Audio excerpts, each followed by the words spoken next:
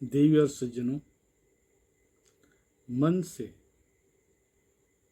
ज़्यादा गतिशील आज तक कोई भी यंत्र नहीं बना है।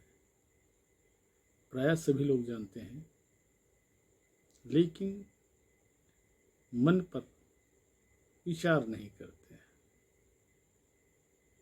हम रहते घर में हैं और सोचते हैं ऑफिस कार्यालय के बारे में, जाते हैं मंदिर, लेकिन मन घर में रहता है। इसी प्रकार हम धरती पे हैं और चंद्रमा के बारे में सोचकर चंद्रमा पहुंच जाते हैं, तो हमारी गति कितनी हुई। दुनिया में बड़े बड़े मिसाइल, रॉकेट, बड़े बड़े यंत्र बनाए गए हैं, लेकिन ऐसा कोई भी यंत्र नहीं है जो मन से भी ज़्यादा तेज हो। तो मित्रों, पता सबको होता है, लेकिन उनकी अनुभूति, अनुभव जीवन में नहीं करते हैं। जैसे मैंने कहा कि हम होते कहीं और हैं, लेकिन मन हमारा और कहीं होता है। तो यही बातों पे जो मैंने महसूस किया या जिनको मैंने स्वयं अनुभव प्राप्त किया, उसी के बारे में मैं अपना विचार रखता हूँ। क्योंकि पुस्तकों में पढ़ने से जो भी बातें हमें मिलती है, वो हमारा व्यक्तिगत अनुभव नहीं होता है। अब कबीर साहब को ही लीजिए, उनके कई दोहे आज जगत में प्रसिद्ध है और बोला जाता है, लेकिन उनका व्यवहार में कोई उपयोग नहीं करता। 2.5 अक्षर प्रेम का पढ़े सो पंडित होए, पोती पढ़ पढ़ जग मुआ पंडित है न कोई। अर्थात 2.5 अक्षर का प्रेम शब्द को अगर समझ गए तो आप सभी समझ गए, लेकिन उनके अर्थ जो है बहुत ही गहराई तक है। उसे समझने के लिए आज के लोग कबीर साहब के ग्रंथ पर, कविता, दोहा पर पीएचडी करते हैं। यही कारण है ना, उसकी अर्थ को सही समझ नहीं पाते हैं। उसी प्रकार एक मन है, और हमारा जो उत्पत्ति हुआ है, यानी मनुष्य का, हर किसी मनुष्य का जो जन्म हुआ है वो मन से हुआ है।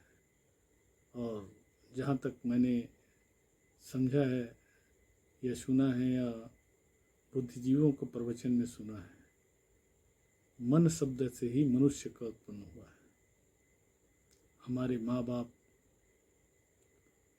जो हमें जन्म देते हैं, उनके मन पर संतान उत्पत्ति करने की इच्छा जागृत होती है, तभी कोई इंसान पैदा होता है। ये मन शब्द एक छोटा सा शब्द है। मेरा मन वहाँ लग गया, मेरा मन ऐसा नहीं होता, ये कह देना आसान है, लेकिन मन को समझना तो बहुत ही कठिन काम होता है। और मन को नियंत्रण करना तो और भी उससे कठिन कार्य होता है। तो मित्रों, मैं तो यही कहूँगा कि मन को हम केवल देखें, वो कहाँ कहाँ जाता है। कभी इस पल चाँद में, कभी उस पल सूरज पे, कहीं तारेमंडल में, ना जाने कहाँ से कहाँ चला जाता है। और हमारे वैज्ञानिक, बड़े बड़े वैज्ञानिक शोध में जुटे हुए हैं, जो चाँद तक पहुँच गए हैं, अब सूरज में जाने का प्रयास कर रहे हैं, कई ग्रहों को खोज लिए हैं, और तरह तरह के यंत्र बनाया गया है। लेकिन ऐसा कोई यंत्र नहीं बना है जो मन से भी तेज हो और उससे भी ज़्यादा गति का हो। और मन कोई सामान्य चीज़ नहीं होता है। हमारे जीवन को सबसे ज़्यादा प्रभावित करने वाले, जो हमारे मन के अंदर से जो उत्पन्न होता है, उसी से हमारे पूरे इस जीवन में जो हम बनते हैं या बिगड़ते हैं, वही निर्धारित करता है। लोग कहते हैं इस बात को मन से भुला दो,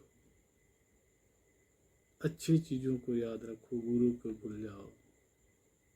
ये संभव नहीं है साधारण लोगों के लिए। और कोई योगी है, संत है, उसका तो बात ही कुछ और है। तो जिसने मन को समझ लिया या मन की गति को समझ लिया तो निश्चित ही कोई आदमी सफल क्या, अपने पूरा जीवन में सफल प्राप्त कर लेगा। क्योंकि मन को नियंत्रण करने के लिए आदमी के पास कोई तरकीब नहीं होता है। हम बड़े बड़े साधु संतों के बात सुनते हैं, सदगुरुओं की बात सुनते हैं, केवल सुनते तक याद रखते हैं, घर आने के बाद कुछ भी याद नहीं रह जाता। तो मित्रों,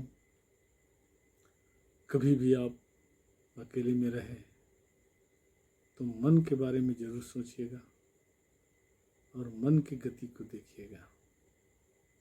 इससे क्या लाभ हो सकता है वो मैं नहीं बताऊंगा, क्योंकि इसका लाभ आपको स्वयं देखना है, स्वयं महसूस करना है। आज इन्हीं बातों के साथ मेरे वाणी को विराम देता हूँ। फिर मिलेंगे अगली वीडियो पर। धन्यवाद मित्रों, नमस्कार।